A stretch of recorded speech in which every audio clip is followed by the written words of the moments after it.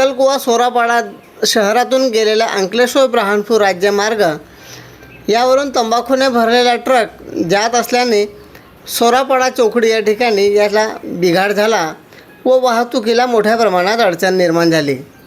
सोरापाडा तालुका अक्कलकुवा या ठिकाणी सोरापाडा चौकडी या ठिकाणी दिनांक 15 एप्रिल रोजी रात्री 9 वाजता या दरम्यान गुजरात राज्यातून जाणारे तंबाखूने भरलेला ट्रक हा अचानक बिघाड झाला व वाहतुकीला या ठिकाणी अडचणीला निमित्त ठरले।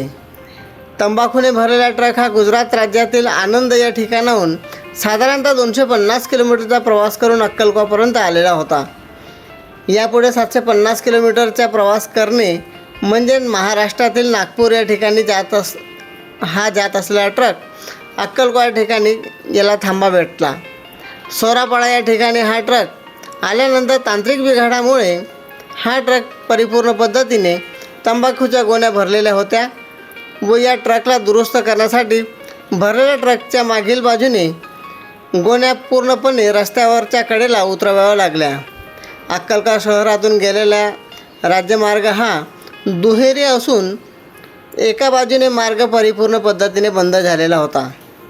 या ठिकाणी वाहतुकीला मोठ्या प्रमाणात कोंडी निर्माण झाली होती, पण वाहनधारकांच्या अंशतः त्रास वगळता वाहनधारक स्वतःच आपली समजदारी बाळगून आपले वाहन रस्त्याच्या बाजूने कडेकडेने काढत होते व आपला प्रवास त्यांनी सुखकर करण्याचा मार्ग शोधून काढला।